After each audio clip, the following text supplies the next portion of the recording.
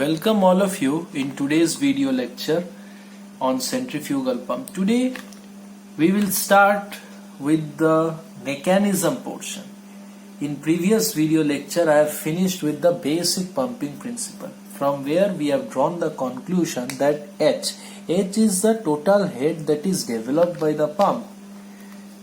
I must write here, this is very important. H is total head developed by the pump,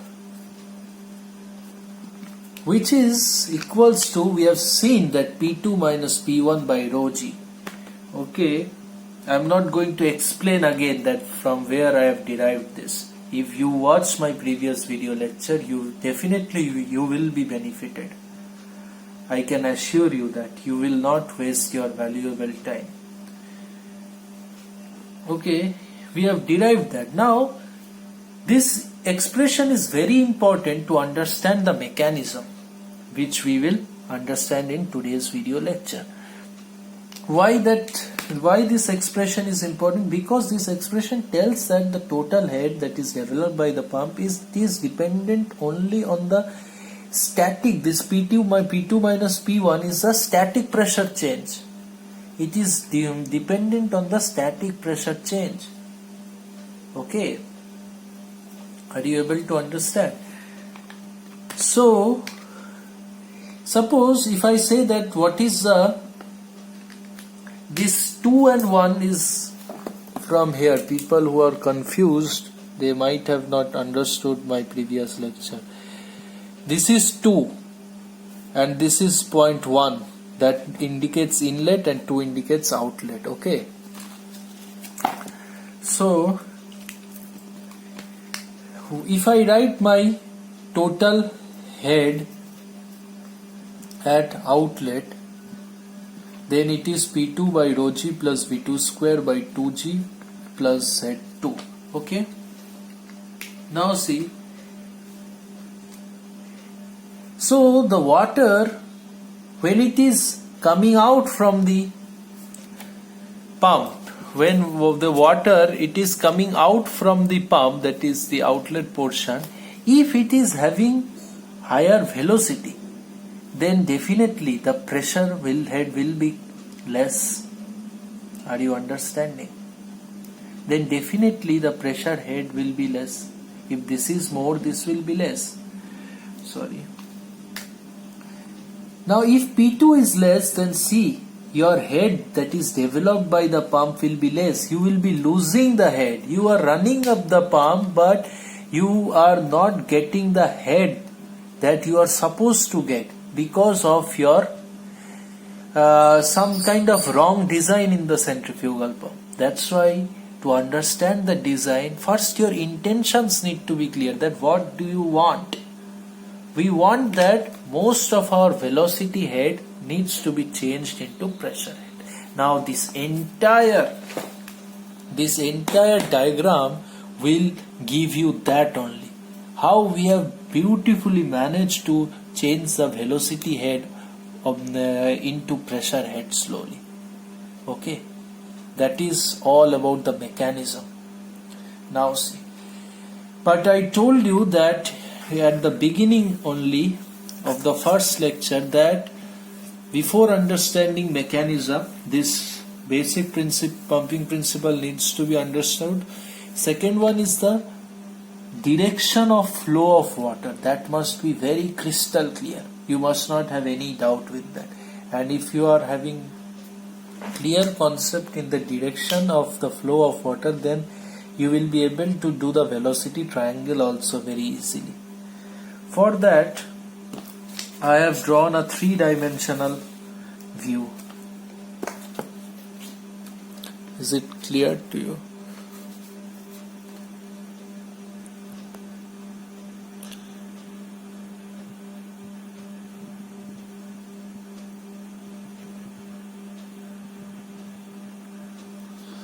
Okay, I hope it is visible now. Now see, this is a three-dimensional view of a centrifugal pump, you can see that this is the inlet flange. To this flange this suction pipe is connected, and this is the outlet flange to which we will connect the delivery pipe. And this side is connected to a shaft, and that shaft is connected to an electric motor. Okay, we are not going into that part. Our point of discussion is here. But to understand the energy conversion, we need to understand that this electrical energy that you have supplied in the motor, that is converted into the mechanical energy, because the shaft that is connected to the motor starts rotating. Motor rotates the shaft, so electrical energy is converted into mechanical energy, and that same shaft is attached somewhere at the inside. This is whatever you are seeing, it is the casing of a centrifugal pump. Inside this, if you see, then you will be able to see this figure. This is the impeller blade, diffuser blade, and all these things. Okay, this is not the impeller, don't get confused. This is the flange to which this suction pipe is connected. But why I have drawn this? To make you show the direction of the flow of water. See, this is the lower reservoir. Okay. But first let me tell you one very important thing, that is priming. Suppose you gave electrical supply, the shaft starts rotating, the shaft which is connected inside to the impeller, that is with that impeller also starts to rotate. If you cannot visualize this figure, then my dear friend, open the casing and then you try to visualize. Then your figure will be something like that. This is the impeller blade, you will be able to see. This is the impeller, sorry. I have opened this flange, I have removed the flange, and I have opened the casing, volute casing also. Inside this there is a impeller which I am able to see because I have opened everything. Okay, is it clear? Now here the blades are attached like this. I will tell you about this blades also. Okay, is it clear to you or not? Now see what happens. You have given an electrical power. Due to this shaft starts to rotate. Now this portion, this entire portion is the impeller. This entire portion is the impeller. This is the only rotating part of this centrifugal pump. Okay, since this impeller is mounted on the shaft, this impeller also starts to rotate. Suppose I assume my rotation direction like this, that is clockwise. So this impeller starts to rotate. Okay, now come to the most important part. Now this impeller has started to rotate, but the beautiful thing that you will see is that no water is being sucked by this suction pipe. The impeller has started, which is inside this, has started to rotate, but no water is being sucked into the suction pipe. Okay, to avoid this, we do priming. Now what is priming? What we do is that by some external mean we fill water into this impeller section. Okay, we fill water into this impeller section. So this is my impeller blades, which is definitely inside this. Now we fill it with water by some external source. Wait, let me draw the impeller with the black ink.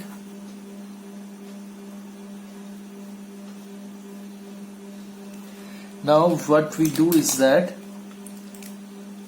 this impeller is filled with water. Okay, we fill water at the impeller which is inside this. Okay, now what happens? Now you switch on the electric motor. Now the shaft will start rotating. Now the impeller will start to rotate, and these are your blades. Now the impeller starts to rotate, and definitely these blades will also rotate in this direction. Now the blades will cut water. This water which is present here, the blades will cut. Now what happens is that due to the centrifugal action, Due to the centrifugal action, whatever water that is present in the impeller section, it tries to move outwards. It displaces outwards in the radial direction. This is the radial direction only. Okay, you consider that this is in this plane only. This is in this plane only. Whatever water is moving out, it is in the same plane.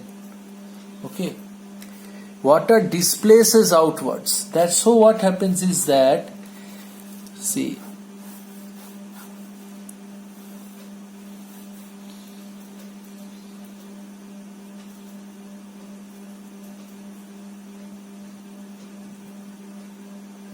so what happens, whatever water was present, it displaces outwards like this. Water is coming outwards. I'm trying my best to make you understand the thing that is happening. So water comes outside. So what happens is that the inside becomes vacant. The inside space becomes vacant. It is not filled with water. Now what happens is that a region of low pressure is developed. A region of low pressure is developed. Low pressure. By low pressure I mean that the pressure at this point will become lesser than the atmospheric pressure. The water that is present in this reservoir, it is at the atmospheric pressure. Okay. If I see the top surface, then at top surface the pressure is PATM. If you go down, then the pressure gradually increases. Okay. The gauge pressure goes on increasing, but at the top surface the water is only at the PATM. Okay. Now at this impeller, what happened due to priming is that low pressure is created, because whatever water was present inside, it displaced outside. Okay, and the vacancy of water has created over here. So a region of low pressure is developed. Now due to this pressure gradient, here I am saying the pressure is below PATM. So due to this pressure gradient between these 2 points, the water starts to move up. Water starts to move up. Now the suction pipe is sucking the water. Okay. Are you understanding? This priming is very essential in centrifugal pump. Okay. Is it clear? Now the suction pipe started to suck in water. Now the most important thing is how the water enters into this impeller. Inside this there is impeller. Okay. Now how the water is entering? See, if you see the axis of the impeller, it is, if I draw the axis, it is like that. This is the axis of the impeller. If I draw over here, then it will be coming out like this. This is the axis of the impeller. Okay. The impeller blades are rotating in clockwise direction about this axis. Now what is happening is that water is entering, and we have kept this suction pipe in such a way that the water enters axially. Water enters along this axis. You can see that when water will enter into this impeller, water enters axially. Okay, remember this, water enters in a centrifugal pump axially. Then why does it call radial flow pump?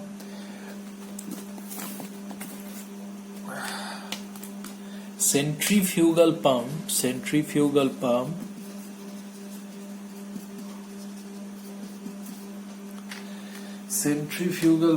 is known as radial flow pump. Why radial flow? Because you see, water entered axially. Is it clear to you? If you see this figure, if you see this figure,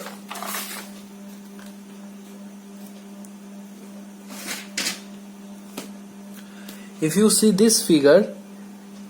you observe this impeller vanes from this point, this view, then you will see this diagram. Okay, Now this was your impeller which I have shown you over here. Outside this, in this diagram, I have add diffuser blades. Why I haven't add diffuser over here? It will make this figure clumsy. Okay, my main idea in this figure is to show you about, tell you about the priming, which does not require the concept of diffuser blades, and tell you about the direction of entry. Okay, that's why I've shown it like that. Okay, now see, water enters axially. That means you can understand that this pen as stream of water. This pen is entering axially. This is the axis of the impeller. This pen is entering axially. Then what happens? The water flows radially. The water flows radially. Can you figure out? This is the plane. This is the plane. In this plane you observe, in this plane of whiteboard you observe, or plane of paper you observe, that water flows radially after this. These are all your radial directions. That's why it is called radial flow pump. Centrifugal pump is just the opposite of Francis turbine. In case you don't know about Francis turbine, don't worry, I will teach you Francis turbine also. Okay. So we have seen that how water enters. Now let's us see that what happens when water actually entered into this impeller. Now we will see that what is happening inside this impeller. This is the impeller, this is the guide vane, and this is the volute casing. See, so when water has finally entered through the suction pipe to this impeller axially, what is happening there is water flows through impeller blades. This mechanism I will not take much time now, because I have explained so much about that, why we require that mechanism. Now you must be having a little bit of clarity. I will finish by within 10 minutes. Water flows through diffuser blades, impeller blades you can write, or vanes. Similarly, diffuser blades or vanes. And finally water flows through volute casing. If you understand that what is happening, what is going to happen in these three portions, entire mechanism is clear to you. Volute casing or passage. Okay, now whatever happens, my intention is that converting the velocity head into pressure head. Okay, converting the velocity head into pressure head. That will be my intention. But let us first understand that what pump is doing, what the impeller is doing to water, which is not in my control. Let us see that what the rotating shaft has done to the impeller, and what impeller blades is doing to the water. See, this is the shaft. This you have rotated from this side. Suppose water has entered axially. From the other side you have attached the shaft to the electric motor. So electrical power input to the motor, which is converted into the shaft power. Now that shaft is causing this impeller to rotate. I told you that this impeller is the rotating portion of this pump. Okay, so the impeller starts to rotate, and this reading shows just the direction of the rotation. Okay, so the impeller starts to rotate due to the rotation of the shaft. Since this impeller disc is mounted on this shaft, so impeller starts to rotate. Now due to this rotation, what happens is that water, due to centrifugal action, it moves radially outwards. These arrows, can you see? Water moves radially outwards. Is it visible to you? Yes. Water moves radially outwards like this. If you think this is one plane, isn't it? This plane of paper or whiteboard. In that you can see that these directions are your radial directions only. Okay, these are your radial directions only. That's why centrifugal pump is also called radial flow pump. Is it clear to you? Centrifugal pump is also called radial flow pump. Radial flow pump because of this region only.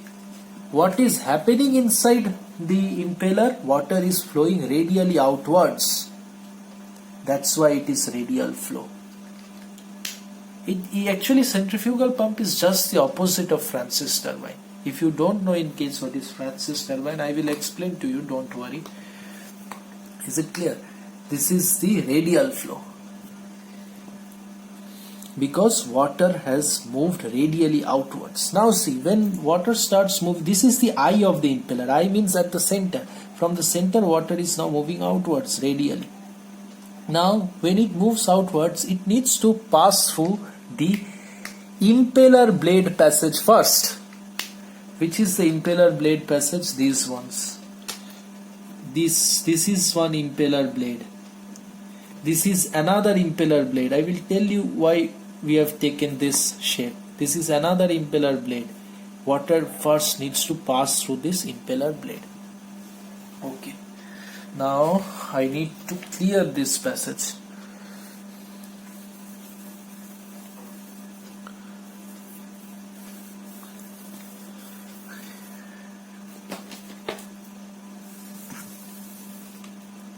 Now what is happening is that shaft power, the electrical power or the electrical work has converted into the shaft power, which is mechanical. This shaft, the impeller is mounted on the shaft, so the impeller starts rotating. Now from impeller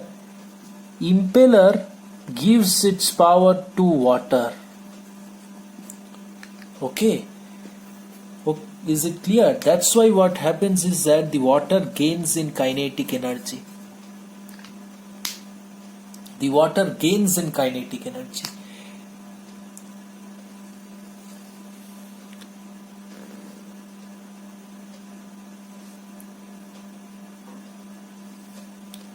This is the passage.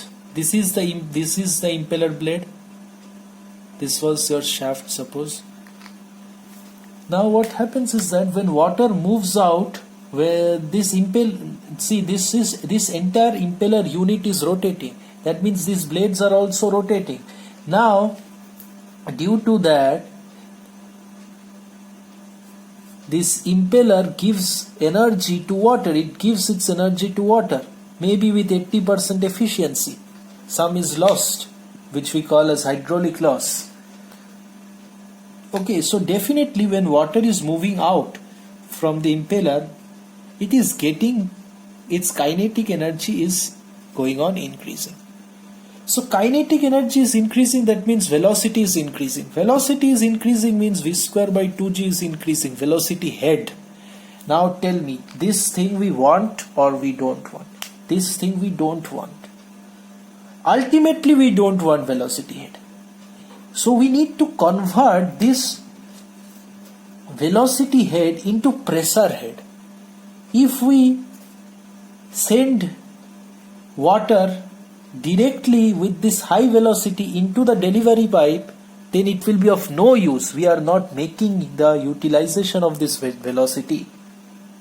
Then water will not be able to rise to the higher reservoir or the water tank at the very high elevation.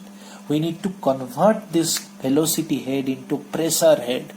Repeatedly I am telling. Okay, that's why I told you initially about this equation H is equals to P2 minus P1 by rho G. The head developed by the pump. It is the equals to the difference in the static pressure head. Okay. Now, if you have little bit of confusion still, then I wish to make it clear by giving a simple, very rigorous values. Don't take these values for granted. That Suppose the velocity head at this portion is something your 50 meters. Now, since the shaft power is converting in the shaft is causing the impeller to rotate, so the shaft power will convert the energy in the rotating shaft will completely, or with 80% 90% efficiency, it will convert to water. The energy will be transported to water, I mean. Okay, the rotational energy in the shaft will be transported to water, or will be converted to hydraulic energy. Is it clear? Now see, the head is 50 meters over here. Is it clear? Now suppose due to that action, the velocity head, this is the initial velocity head at this portion. Now the velocity, as water will move from here, the velocity head will increase to suppose 100 meters. Now, if anyone have questioned that why this velocity head has increased, my dear friend, the shaft power has converted, okay, to 100 meters. But I have to convert this velocity head in form of pressure head. So what I do is that I made my blade passage like this. Is it clear? I make my blade passage like this, diverging. By this diverging blade passage, I might be reducing little bit of velocity, because see, the area went on increasing, the area of flow went on increasing, so velocity might get reduced little bit. Is it clear to you? So try to understand. So what happens is that velocity head now will not rise to 100 meter. Velocity head will rise to something 80 meters, and I will get the remaining 20 meter head in form of pressure head.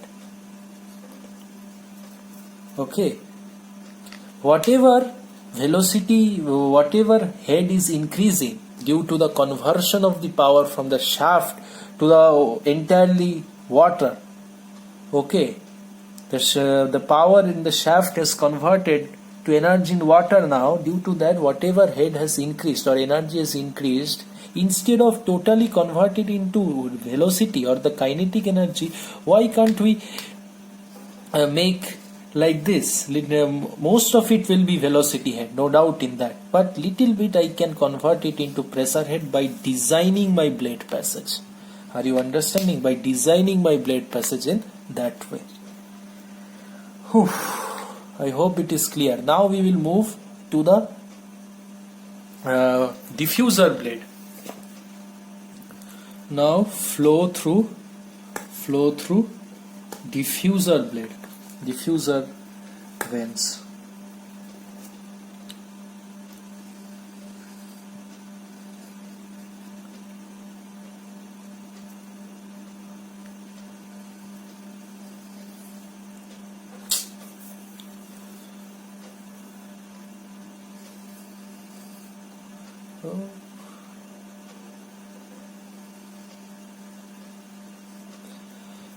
These were your blades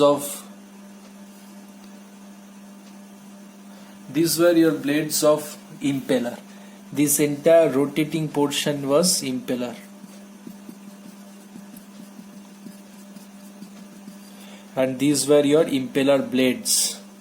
Okay, these were your impeller blades. Now we have understood what has happened over here. Velocity head has increased. Now here total head was 50 meters. Now here the total head is now 100 meters. Out of those 100 meters, 80 meter is velocity head, and the rest 20 meter is pressure head. Okay, is it clear to you or not? Total head, this is the total head has increased by 50 meters. Okay, now suppose the velocity head has become 80 meter and this is 20 meter. For more understanding, you can consider that this is your, initially the velocity head was something 50 meters, so the total rise will be 50 meters, so this will be you can assume that the initially the velocity head was 50 and the pressure head was 0. Why I am considering pressure head as 0? You can consider it like this also, 1040, because pressure at initially was very low pressure. Okay, now you can see this, but these values will be matching. 40, this has increased by 40, this has increased by 10. Okay, this has increased by 40, this has increased by 10, and the total head was increased by 50 meters. Don't take these values for granted. These values are for just for the understanding purpose. This was my condition at the exit of the impeller blade. Now see what happens in the diffuser blade.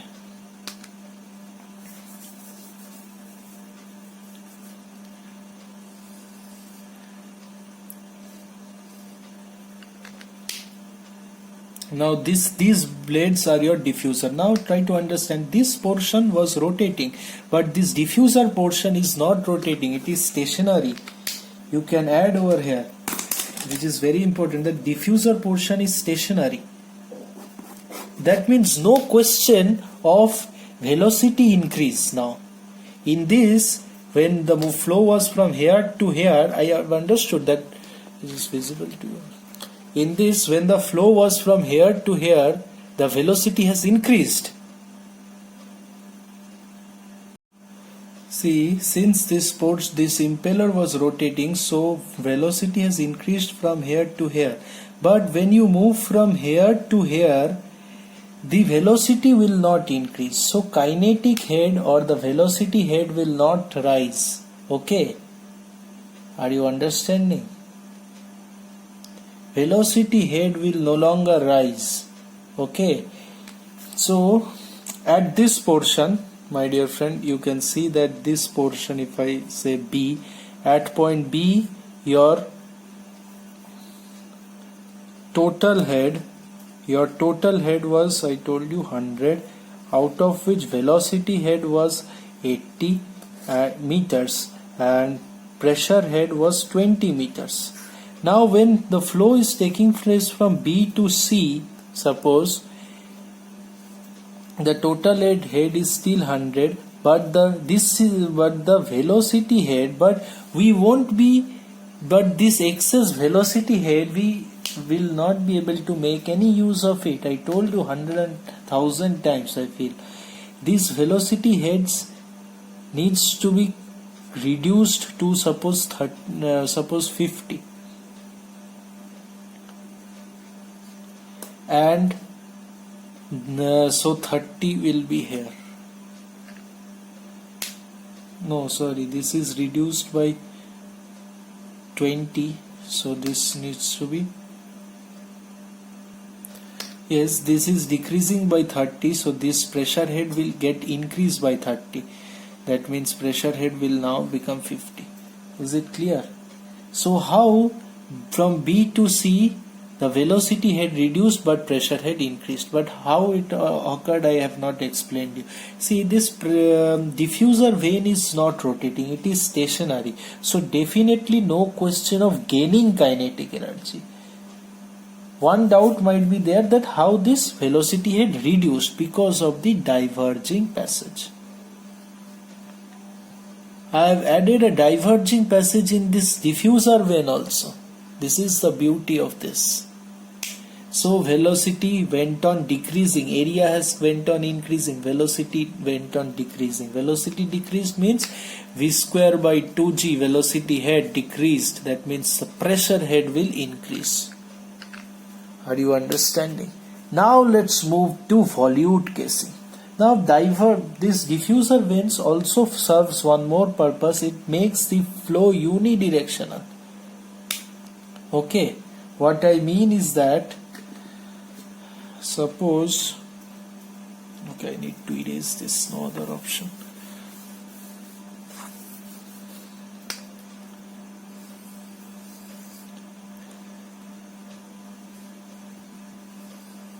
Suppose I don't use any suppose these are my runner blades. Suppose I don't use any diffuser vanes, directly I use a volute casing like this. Directly I use a volute casing. Now what happens is that this is rotating in this direction, so water will move out radially like this. When water moves out radially like this, wait, is it your, I'm sorry.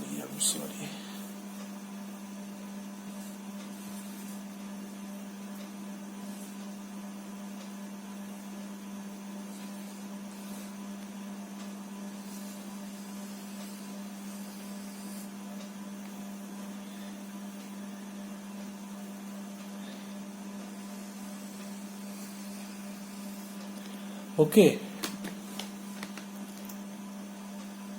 Now see what this was rotating in this direction. So water, what happens is that, which is leaving radially from here, it will travel down the volute casing, that's okay. But the water that is leaving from here, it will directly land upon here, and the water flow that is coming from this down, from this, it will push this water straight into the delivery pipe. So the water that comes out from here,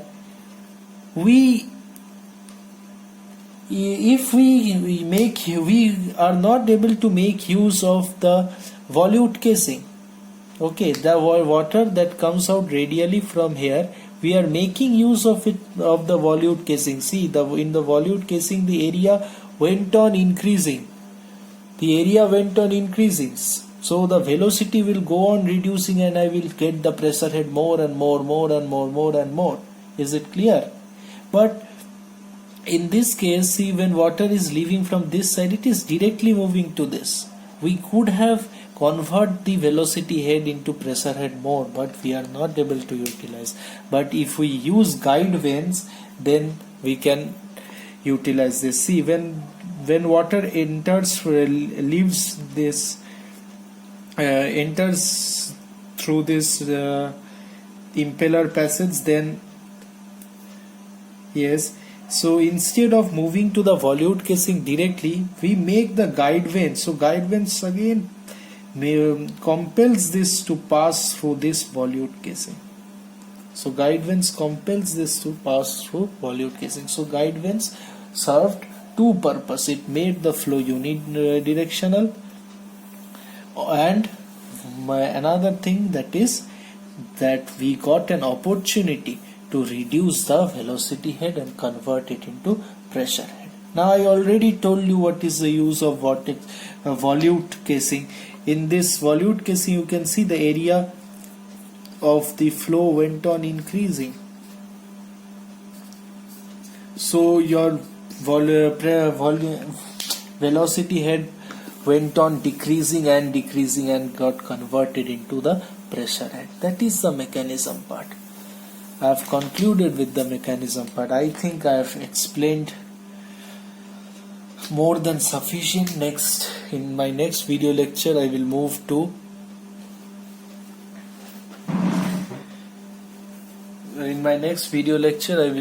to the portion of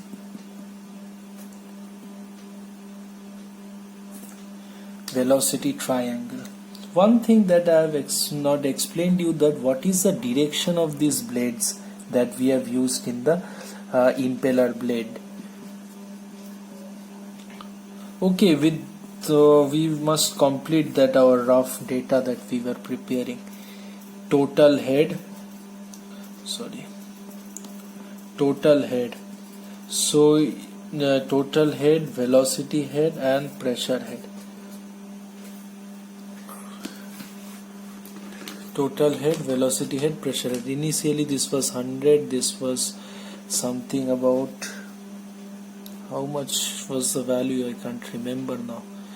So it is something about total head, no, so this total head was 50 in the blade. This was from in the impeller passage. In the impeller passage,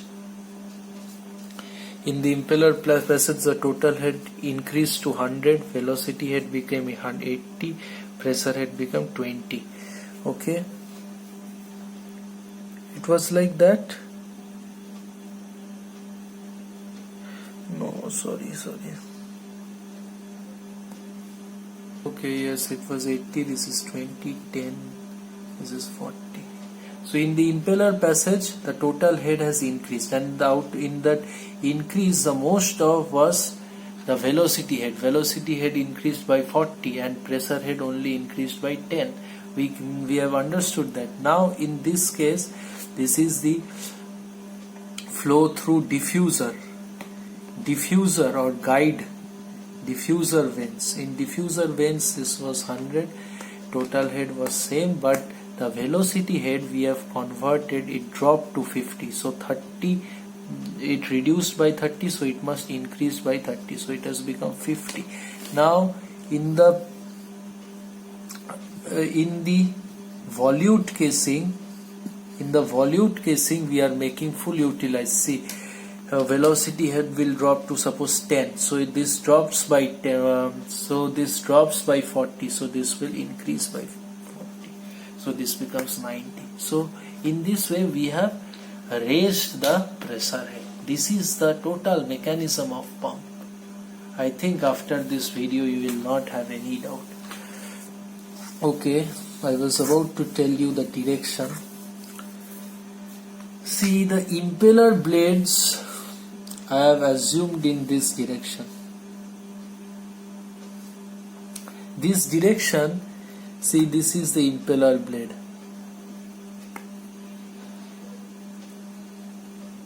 I have assumed it in this direction, and the rotation I have assumed in this direction, clockwise.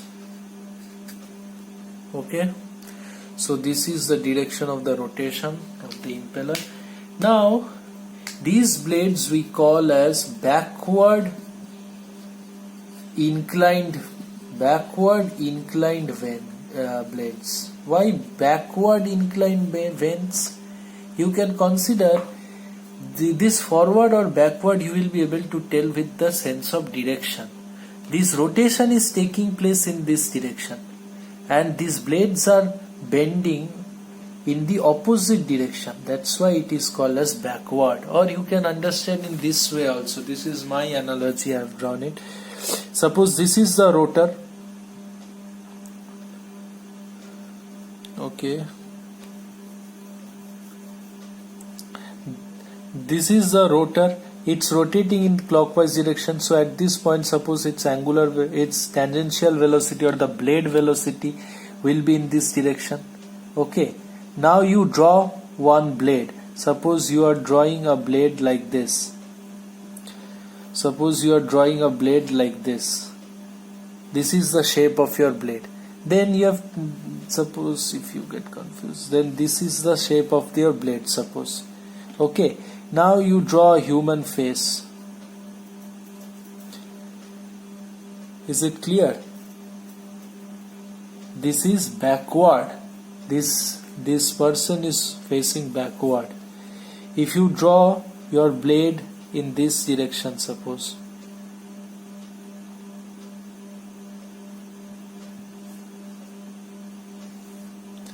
then you draw a human face. This is forward facing with respect to this direction. Okay, this is the concept of backward and forward inclined blades.